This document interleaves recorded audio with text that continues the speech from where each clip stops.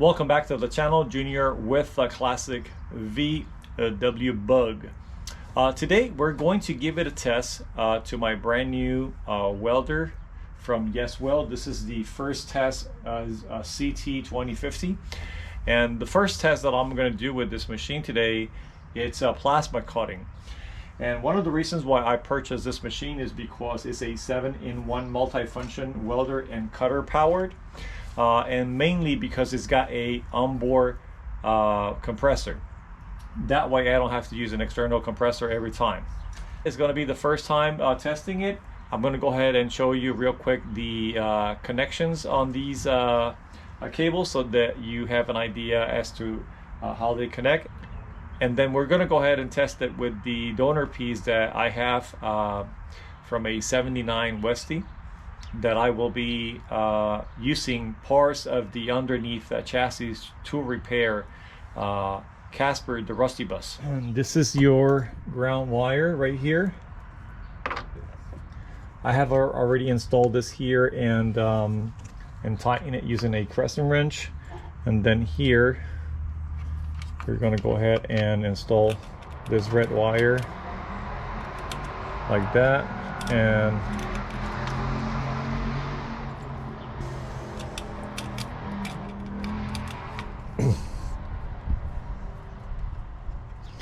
that's your arc start.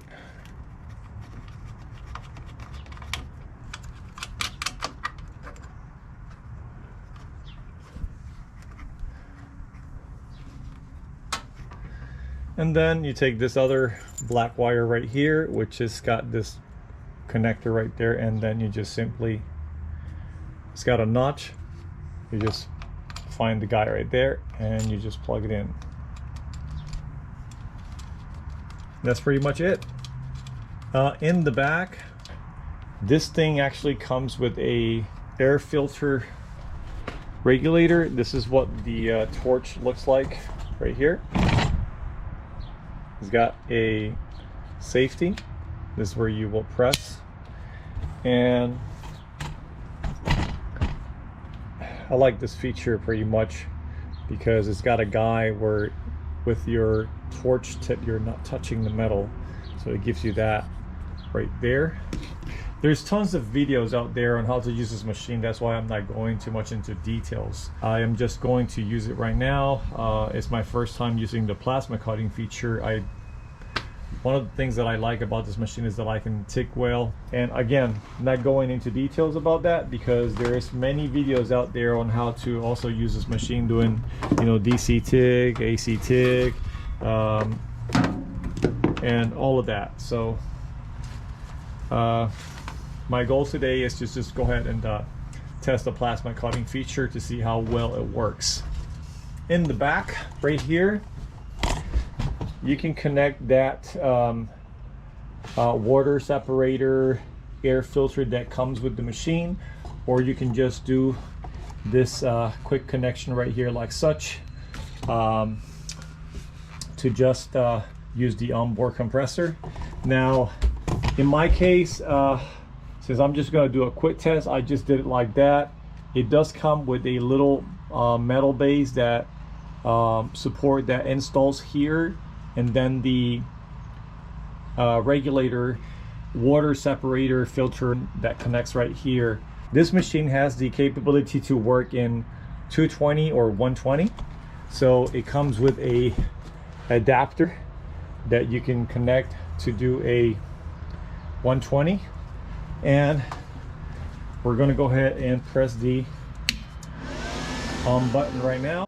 Pay attention to details in the E4 that displays in the intuitive display. That's an E4 code. That means that the source of power being supplied to the machine, it's under power, and that's why you get that message. But later on I'll explain in more details. So right there you can see we're in the intuitive display right here. You can select from the different alternative. That's AC TIG. That one right there, it's DC TIG. That's stick, and that's to cut with an external compressor.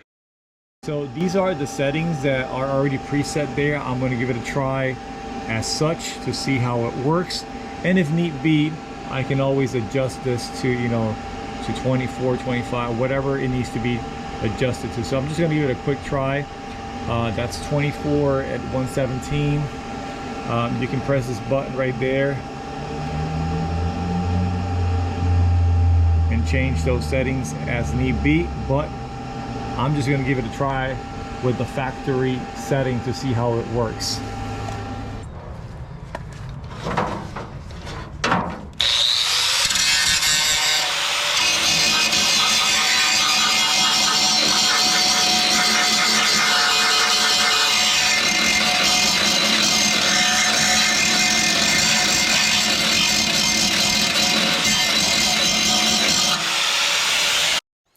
Remember the E4 code that I mentioned in an earlier clip of the video? So when I went to cut with the plasma cutter, it was not activating. It was not working because I was connected to such a long extension cord that I did not have the power, enough source of power to make this machine work. So I end up moving closer to the house and plugging directly into the outlet. So I'm going to go ahead and do a test run with this machine connected to that outlet. I'm not sure that it's going to work or not. I'm going to be using the onboard compressor. That's the main reason why I bought this, because it's got an onboard compressor where I don't need to be hooking up to my external compressor to do any plasma cutting.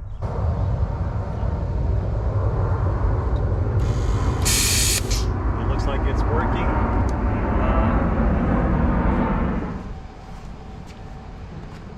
Okay, so put that on that right there. Let's go ahead and connect it right here.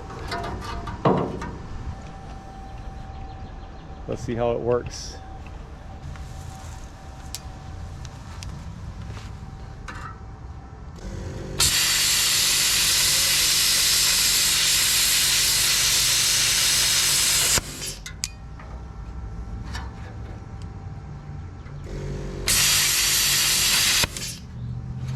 Pretty good. Yeah, that's a pretty straight cut right there. So yeah, that's gonna work. So I started cutting and I didn't realize that my GoPro was not recording.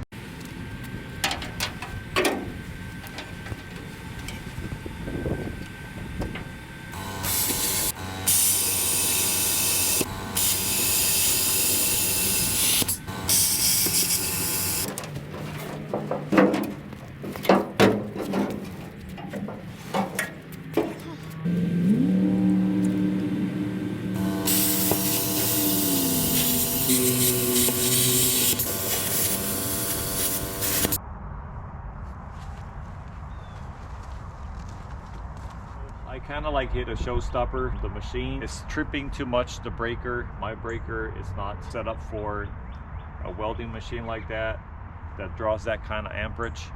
I was able to do some cuts, but then I get to the point where the tip is so thick and wide that I'm not able to access this back here to cut it off. So I got to come up with a plan B.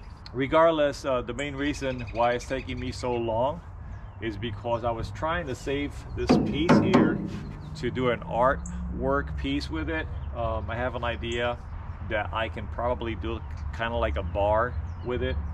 Even though I don't want to, I may have to just cut the piece right here and then cut that right there.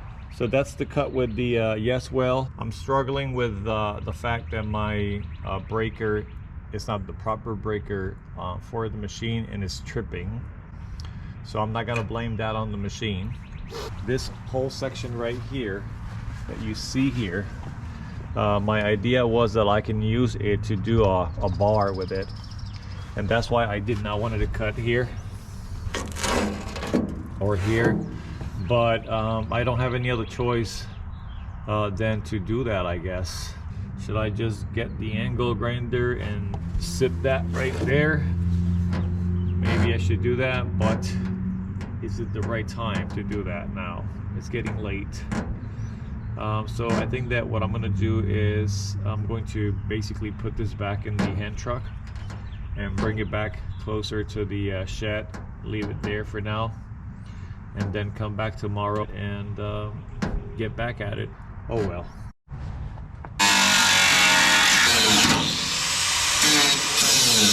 It's a little late and I won't be able to finish. As you can see, it's getting dark and I can't see nothing, so I'm just gonna call it a night. I'd rather be safe than sorry, so I'll catch back with you tomorrow. The Yes Weld machine, I think that it's a awesome product. The machine cuts. I just get so far cutting with it and then suddenly it just trips my brakes. So it's a good product. It's a good machine, and I can set it up to where I can cut with it. But it's gonna get to the point where I can do steady cuts for a long period of time because the breaker in my house will trigger off, so it will trip it. I'll probably have to run a individual breaker for it so that I don't have any issues with it in the near future, because I plan to do TIG weld with it. But that's about it. I'll catch up with you later. We're back again, and today the goal is to go ahead and finish trimming these pieces from here. Once I seep these off from right here, I should be able to cut into here and release the front nose. So let's go ahead and get to it.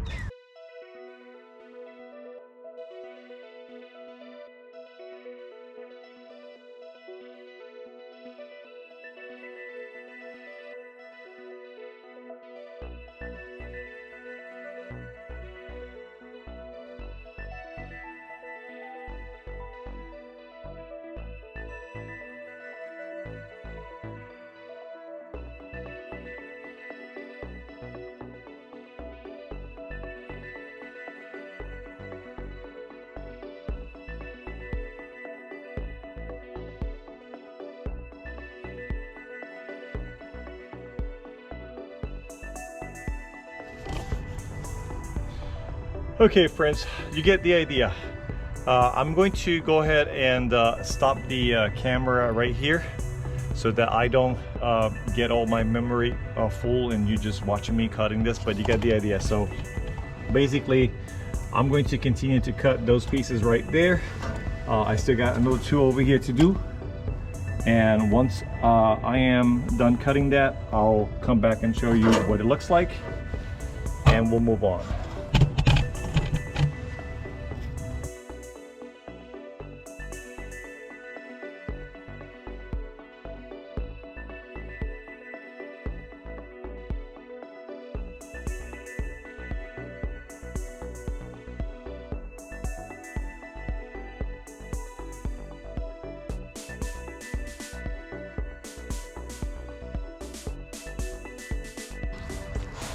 All right. So,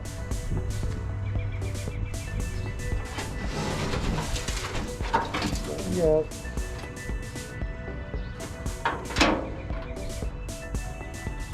Sure we do. So,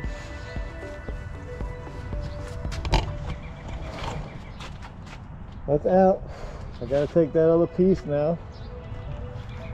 Now, to work with this piece.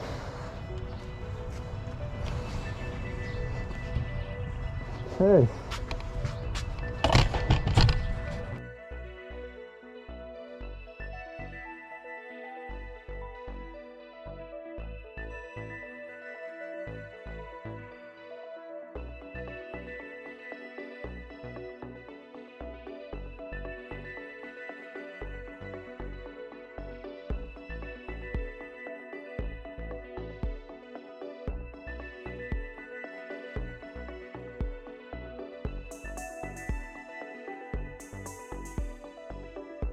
Okay, so far so good. I have pretty much reached to the parts that I really need, and so what I'm going to do next is I'm going to buff some of this rust from here I'm gonna tack a piece at angle from this end here to that end right there, and I'm gonna try to keep this evenly spaced as it came from factory, or as it was in the other bus that it was installed, so that I can have a good reference point. I started buffing that a little bit, but as you can see over there, I have a wire wheel in that angle grinder, and what's going to happen next is I'm going to be doing some buffing, and I'm not going to be recording all of that because you really don't need to see me buffing that. So this is what it looks now, and once I'm done buffing it, I'll come back and show you the end result. And after I buff it, the plan is to prime it with some primer and also get some sealer primer. Once I'm done with this piece here, prepping it, I'm going to slide this under the bus and then take a rest from Casper the Rusty Bus to get back to Frankenstein. I know many of you are excited and are waiting for Frankie to get back on the road, so the plan is to go ahead and order the heater channels, and the plan for this is to remove the shell off the top, work the floor pans, and at the same time, while working the floor pans, put in the order for the heater channels, and then wait for that. While the heater channels arrive, I can work on the floor pan and all of this underneath chassis to make it roadworthy, and that's pretty much the plan. So at this point, my goal is to at least have this car at least 60-70% complete before winter gets back here. So let's see how good I can do about that. Okay, so again, I'm gonna get back to finishing this piece here. Okay friends, so I got to a point where I am satisfied with what I have accomplished so far. I know I am not done yet with this piece, and there's still a lot more work that I need to do to it, you know, to get it to where I need it to be. But you know, it's one of those things that I like to consider time management, where I try to measure how much time I spend working, you know, in my projects versus how much time I'm spending with my family. So I like to keep a balance, if that makes sense to you. So the one thing that I did today, I finished removing most of the parts that were in the way, and I'll show you here in a minute. And you can see that I have them right there on top of my trailer. I took a couple of angle iron, and I weld them together, and I tacked them from one end here to the other one to make sure that I kept this distance true, so that when I go to check measurements against Casper the Rusty Bus, I can have a true idea of what I have. So these videos can be very long or very short, and there's no way that in 30-minute video I can show you everything that I got to do to this piece, because it's not true. So that's why we have to edit the videos. Although I try not to edit as much, but stuff like wire wheel brushing, I try to leave that out of the video because that's something that's pretty, you know, straightforward. So I like to leave that off. But anyway, I just want to thank you, all of you, for, you know, for coming back every week and supporting my channel. Please continue to share, like, subscribe, give me a thumbs up. That will help my channel grow more out there with the Volkswagen community. Well, that's it for today. Be kind to one another. Until then, this is Junior with a classic VW Bugs. Junior out.